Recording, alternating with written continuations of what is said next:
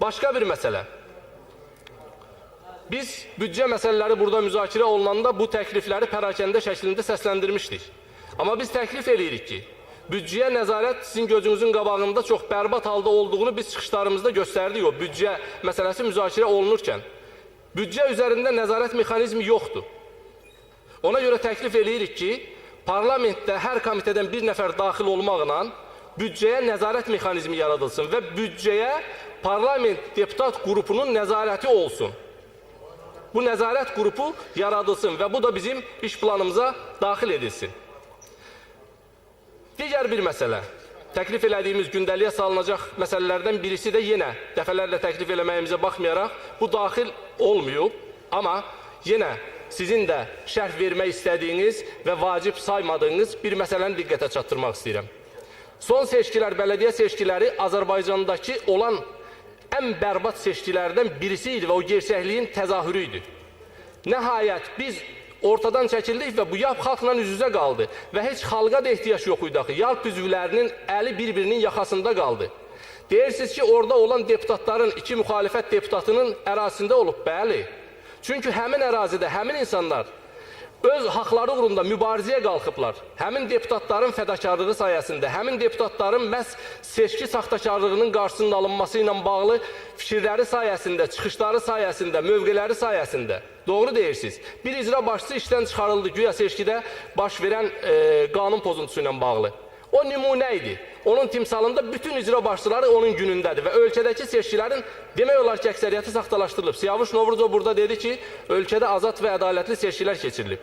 93-cü ildən indiyə qədər ölkədə olan seçkilərin hamısı qeyri-azad, qeyri-ədalətli seçkilər olub, saxta seçkilər olub və heç bir beynəlxalq standartlara cavab verməyib. Bunu biz müxalifət olaraq dəfələrlə bildirmişik və eyni zamanda beynəlxalq qurumlar da burada olan seçkilərlə bağlı heç zaman ədalətli seçki keçirilib fikrini işlətməyib. Buradakı nöqsanlardan danışıb və o seçkiləri tənqid edib. Amma bu son seçkilər onu göstərdi ki, Azərbaycandakı bu seçki praktikası Azərbaycanı çox pis vəziyyətə qoyub və qoymaqdadır. Bu davam eləsə, mən sizi inandırıram. Bu ölkədə vəziyyət həddindən artıq pis olacaq. Ölkədəki bu durumdan çıxmanın tək bir yolu var. O da azad və ədalətli seçkilər nəticəsində formalaşan hakimiyyətdən keçir, parlamentdən keçir. O parlamentdən ki, hökumət üzvləri bura gələndə onların yanını kəstirib bəy tərifi deməsin, onlardan xahiş eləməsin, onları tərifləməsin, onlardan məsuliyyət tələb eləsin, iş tələb eləsin. Niyə bu ölkə bu gündədir? Niyə bu ölkə bu bərbad vəziyyətdədir? Niyə ölkədə korrupsiya və rüşvət bu səviyyədədir? Niyə insanlarımız bərbad haldadır? Niyə bu qədər kasıb ölkə Bakı kimi şəhər, dünyanın 20-ci ən varlı şəhəri kimi qeydə alınıb? Bəs hanı, bəs onun insanları axı minimum yaşamaq imkanında deyirlər.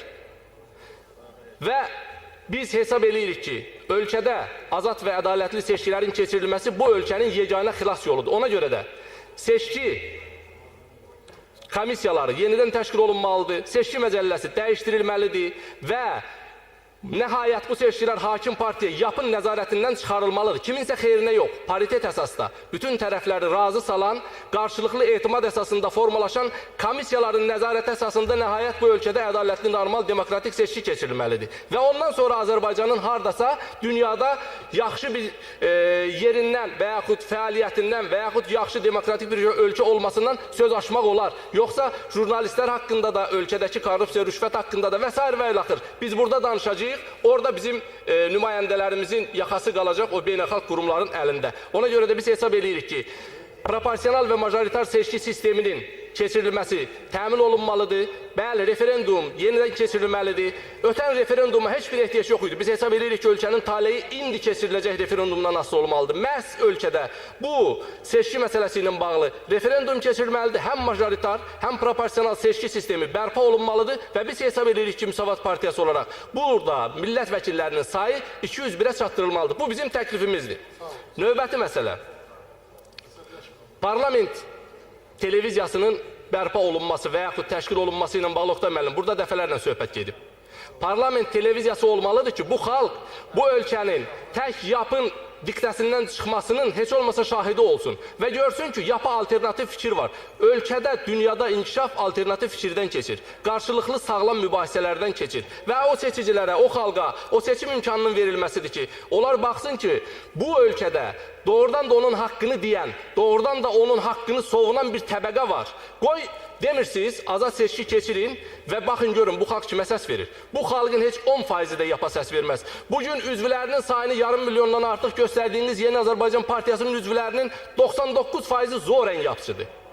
Yerini itirməmək üçün, işini itirməmək üçün, baskılar altında, qorxular altında və s. və ilaxır. Və yəni bu məsələlər gerçəklərdir. Bunları sizin görməniz lazımdır və görəcəksiniz yaxın zamanlarda. Amma daha tez görsəz bu ölkəmizin daha çox xeyrinə olmuş olar. Başqa bir məsələ. Burada Pənah bəy həmin məsələni dedi, saxtakarlıqdan danışırıq. Bu parlamentdə qanun layihələri saxtalaşdırılıb və bizim həm partiyamız, həm Müsavat Deputat qrupu bununla bağlı həm sorğu, həm də Respublika Prokurorluğuna müraciət hazırlayırıq. Ölkədə çox böyük qanun pozuntusu baş verib. Dövləti cinayət baş verib.